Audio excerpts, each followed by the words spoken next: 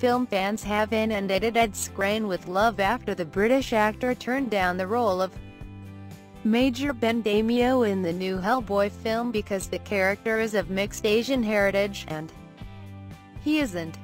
Skrein's decision comes after years of controversy about Hollywood whitewashing.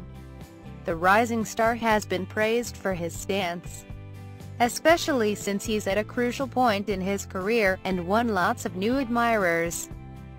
Who is Ed Skrein? Before becoming Hollywood's real-life hero, the Londoner was best known for his movie breakthrough as the villain Ajax in Deadpool. He also played the original Dario Naharis in Season 3 of Game of Thrones. Other films included The Transporter Refueled, replacing Jason Statham in the franchise, plus Ill Manners and Kill Your Friends, Career Suicide, or A Good Move. Skrein's statement is very brave for someone who's an up-and-coming actor in Hollywood. According to Larushka Ivanzadeh, Metro newspaper's chief film critic, will he, by standing up for anti-whitewashing, be blacklisted as a troublemaker, she asks. There is that threat. We don't know what goes on behind the scenes. And studios can be very closed ranks. They don't like people making them look bad or causing a fuss. But I don't think it will do his career too much harm. I hope. Skrein is on the cusp of the big time. And perhaps the studios will bank on the fact that, rather than being tainted by a whitewashing scandal, he has instantly become just about the most beloved member of an industry that is often seen as mercenary and discriminatory. Cultural consultant Harpreet Kaur says, if he'd gone ahead and taken the role, it might not have looked so good for his future and his career. But I think he's now a role model for other people, and not just in film. A turning point for Hollywood. Skrein is the first actor to have publicly turned down a role because he's the wrong ethnicity.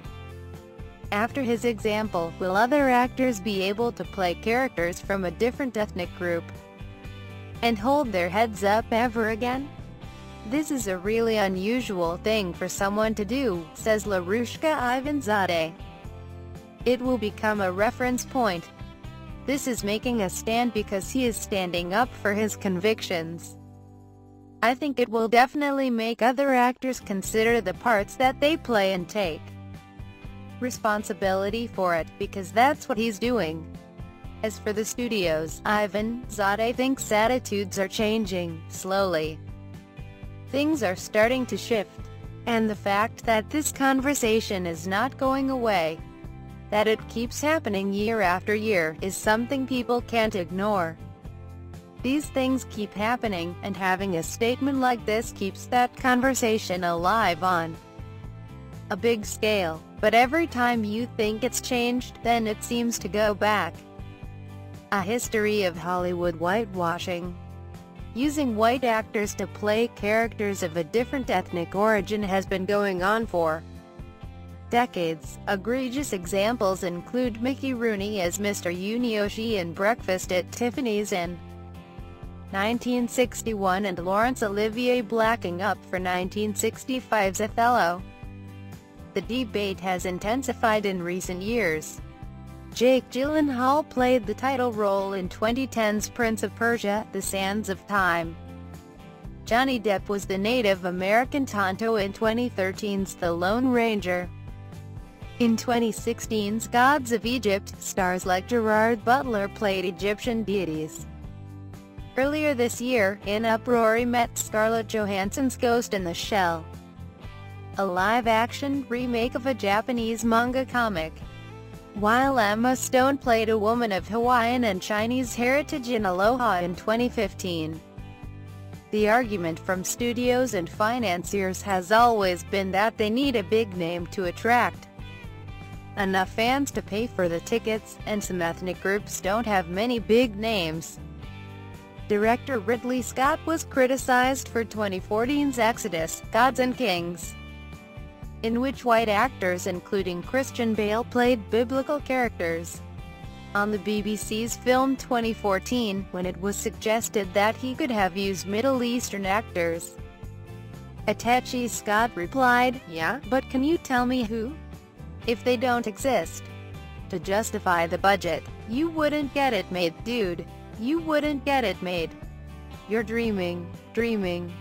There was a similar outcry when Tom Hardy was rumored to be playing Jafar in Guy Ritchie's new Aladdin, but Ritchie seems to have reconsidered, and that role has actually gone to Dutch-Tunisian actor Marwan Kenzari. Kenzari won a Shooting Stars Award at the Berlin International Film Festival in 2014 and has had parts in films like The Mummy, Ben-Hur and Murder on the Orient Express, as well as the lead in Netflix's The Angel. So actors with the right experience and the right skin color are out there. Perhaps, if they are given a break, we'll now see a new generation of non-white Hollywood stars coming through. Not just Hollywood, and not just whitewashing. Broadway has recently been through a similar episode, when actor Mandy Patinkin withdrew from the Tony-winning musical Natasha, Pierre and the Great Comet of 1812 after being cast to replace Okiri Ono-Odawan, who is black. Patinkin is a bigger name than Ono-Odawan and was brought in to boost ticket sales, but the move didn't go down well. The show is now closing, and there is a whole other debate about able-bodied actors playing disabled characters, and cisgender actors playing transgender characters. Last year, Jeffrey Tambor, the star of Amazon's TV series Transparent, used his Emmy Awards speech to say, "I would not be unhappy were I the last cisgender male to play a transgender character on television."